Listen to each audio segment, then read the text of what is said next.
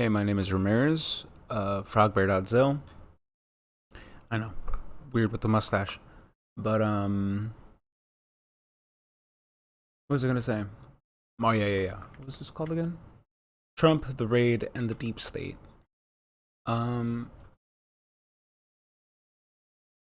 so some people have their own assumptions about what the Mar-a-Lago raid, would suggest.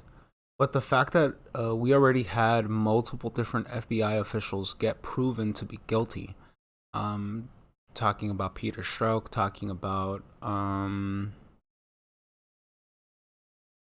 do I say this? The agency itself needs to be fixed. All of these agencies do.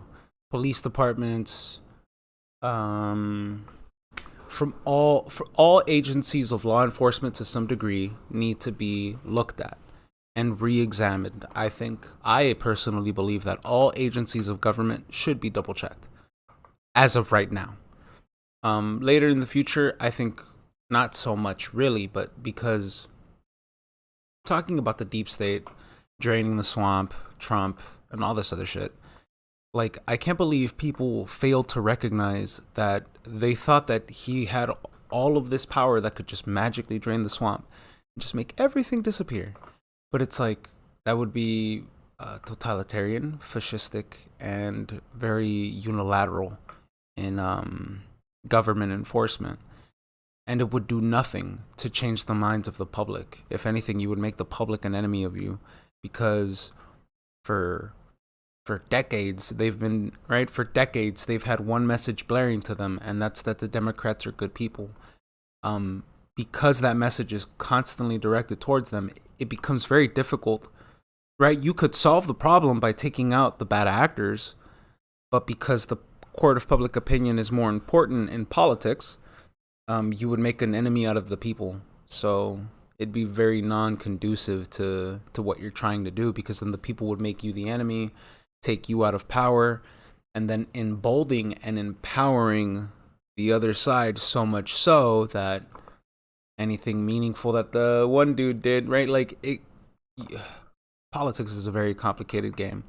The whole aspect of how all this works is a very complicated game. Now, there's a reason why I have Vimy back up here again.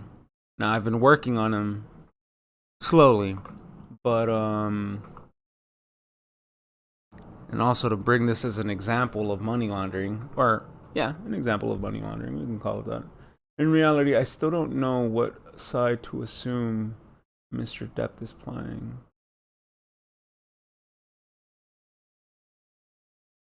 Did I not pick it correctly? Oh yeah, here it is. Here we have Mr. Dip.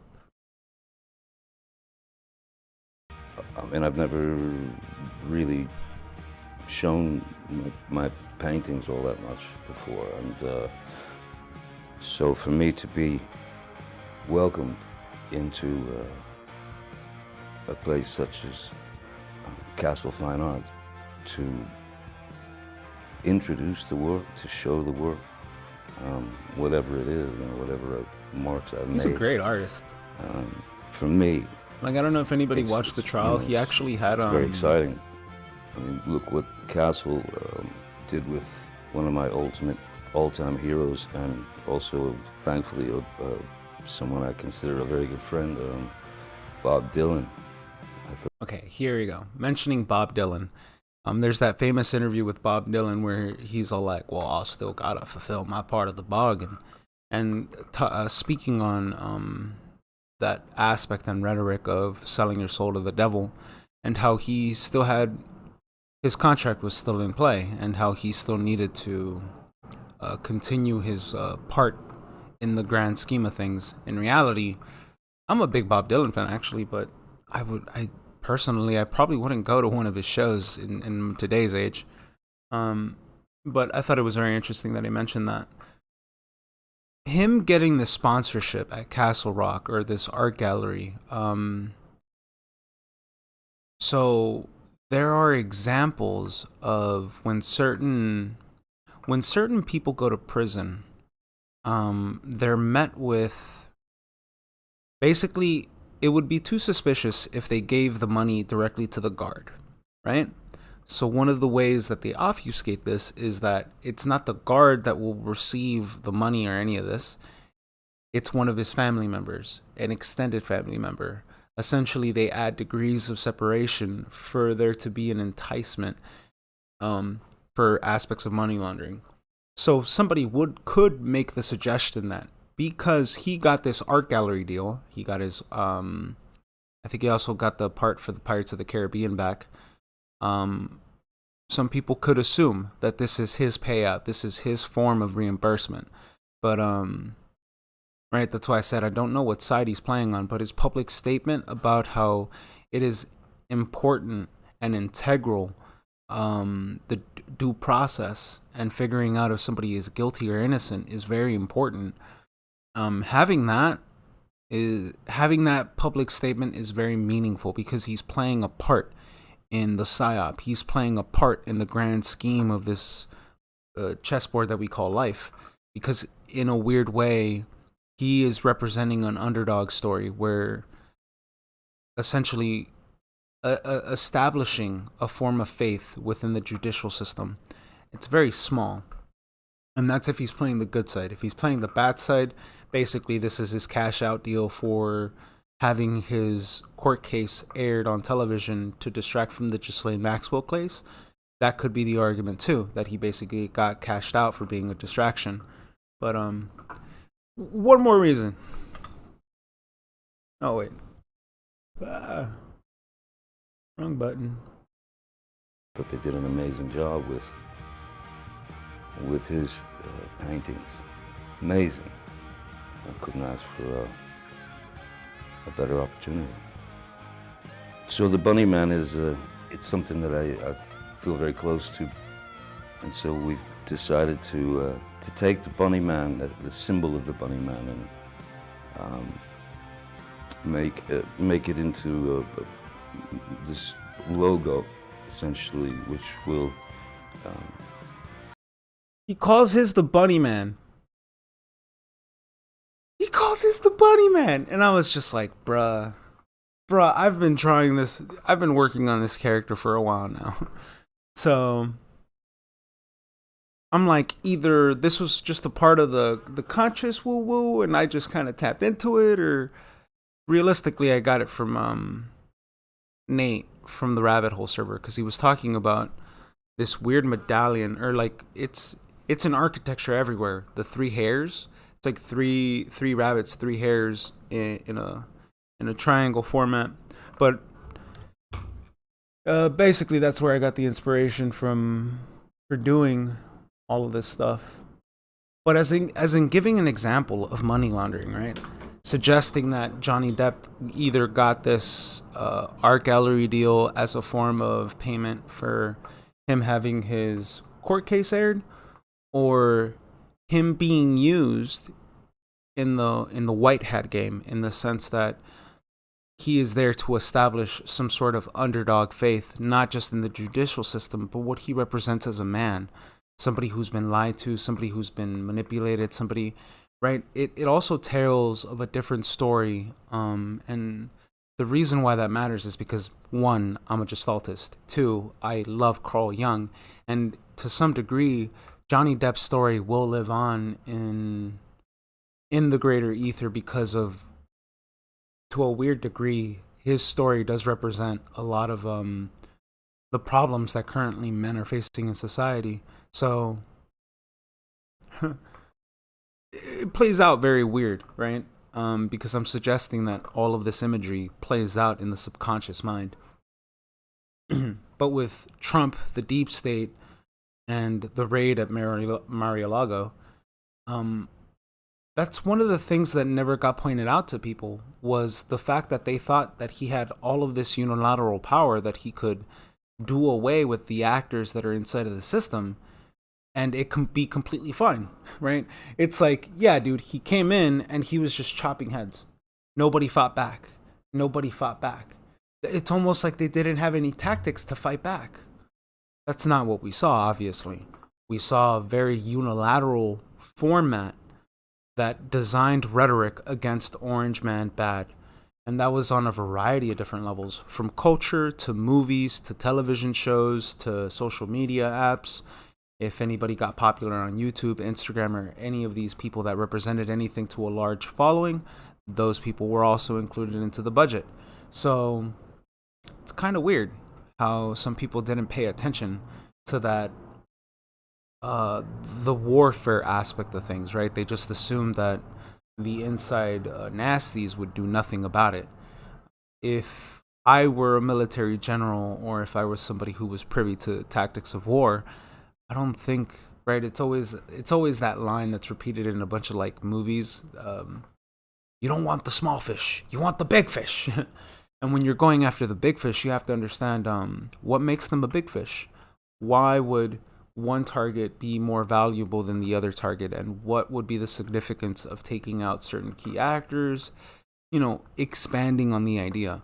I largely feel that nobody ever actually does that to a meaningful degree in today's age, because everybody just wants to believe that the faces they see on television, the faces they see on the board of committee, or the faces they see within CEOs are the ones causing all this.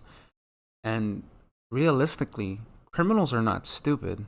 They've learned, right? Like, if they didn't learn from Al Capone and how he was hiding his wealth using his wife's name, I don't, right? Like, you think they're not going to evolve? You think criminals are going to stay stupid? But it also goes into the fact that most people in America who have any meaningful power or any meaningful decision making capabilities will pretend and put up the veneer that the only criminals that exist are the dope boys on the street. They'll only claim that it only goes this far, right? In reality, the sophistication that you would get from certain criminal masterminds actually pales in comparison. It's the whole reason why, like, the FBI, the CIA will fight tooth and nail for hackers. Meanwhile, the NSA has to lag behind because they're a military op. So essentially, they don't have the same capabilities of recruitment. So it's weird how nobody quantifies these things. They just assume government has all this power, but you know, it gets into jurisdictions, it gets into administrative powers. It's very complicated. It's not as easy as it seems.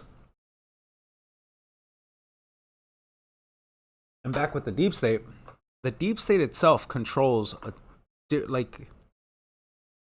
if we're dealing with an organization that has the wherewithal or has the capability of think tanks to a meaningful degree, I'd imagine that they'd probably have done the logistics of figuring out what positions of office are important. Maybe. So when I look at how all of this plays out in the public arena, or how do I say? Yeah, the public arena is the best word, because I'm encompassing politics. It's not as, some people will like to just give general statements and be like, oh, this is how we fix it, or this is how we fix our issues, or this is how we do this, or this is the magical way that we'll fix this problem, or stupid shit like that. And I think a lot of those statements come from the fact that we're not taught any meaningful aspect of government. Like, I point to the guy who likes to interview people. How many stars are on the United States flag? 36. And people give like honest answers, right? To me that's insane, but it just goes to show that the culture clearly values different things.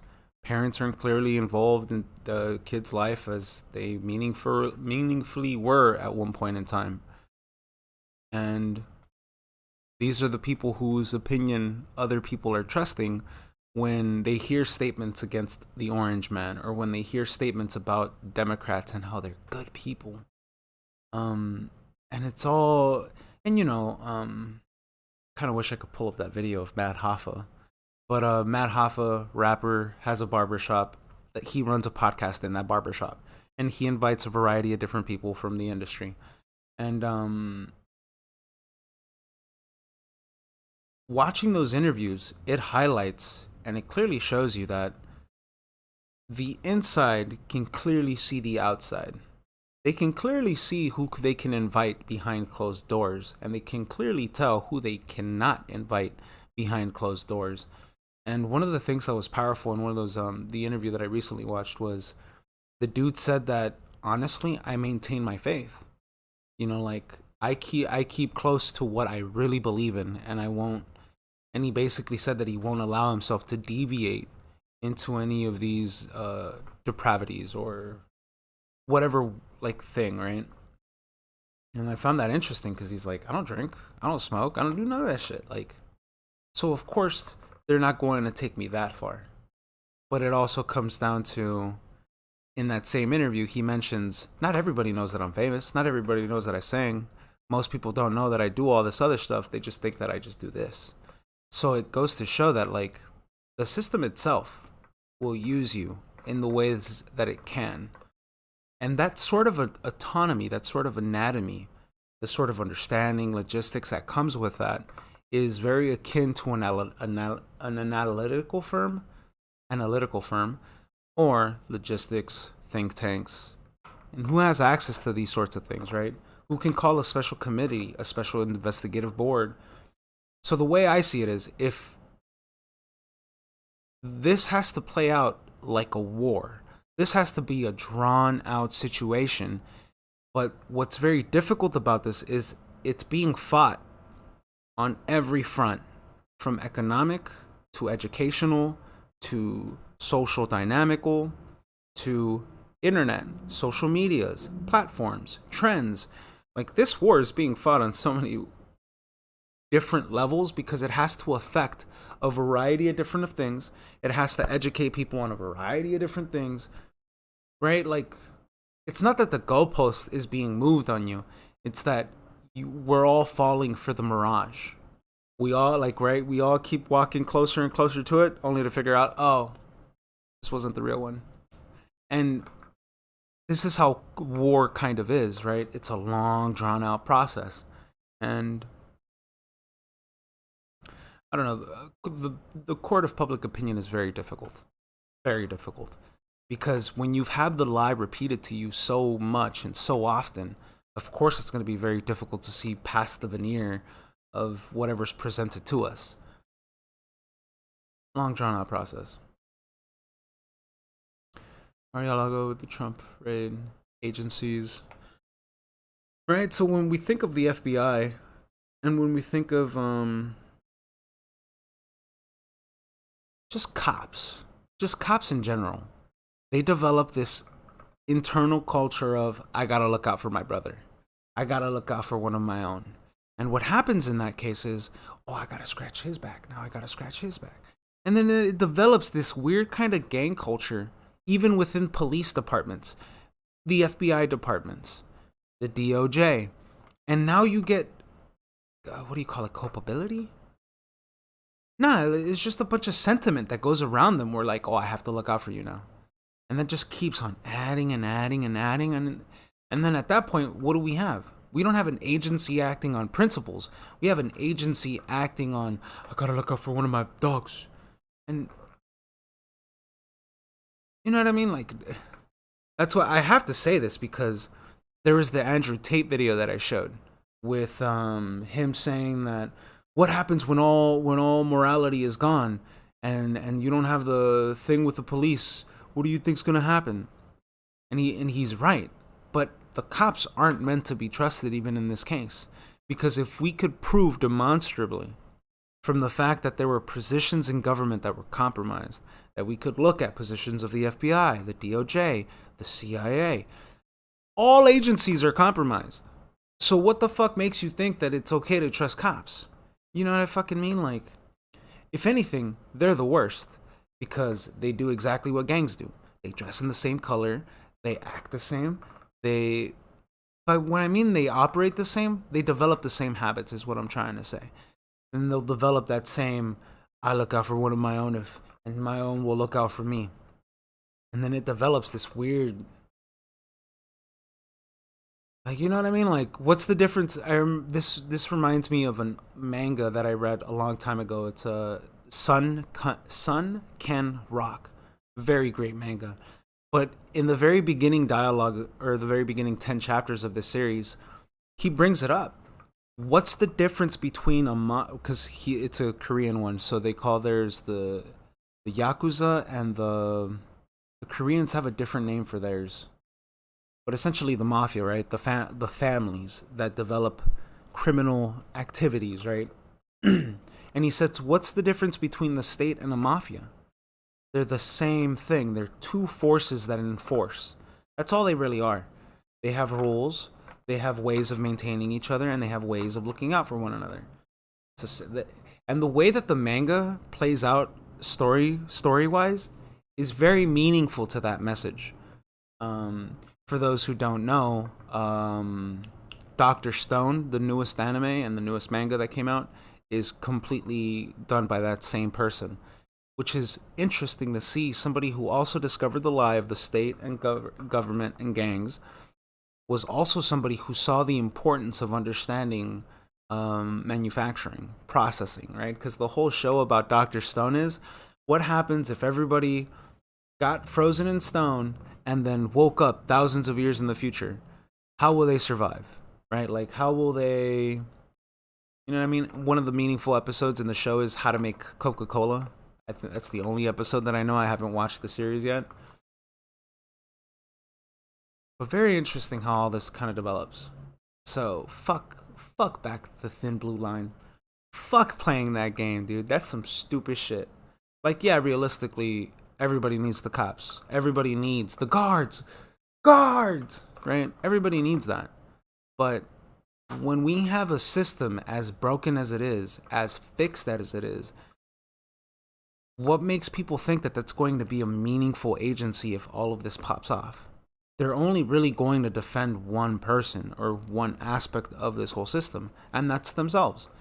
They're going to protect their livelihoods. So it goes back into the immortal technique question. How is one country going to save itself if one half of it hates the other half?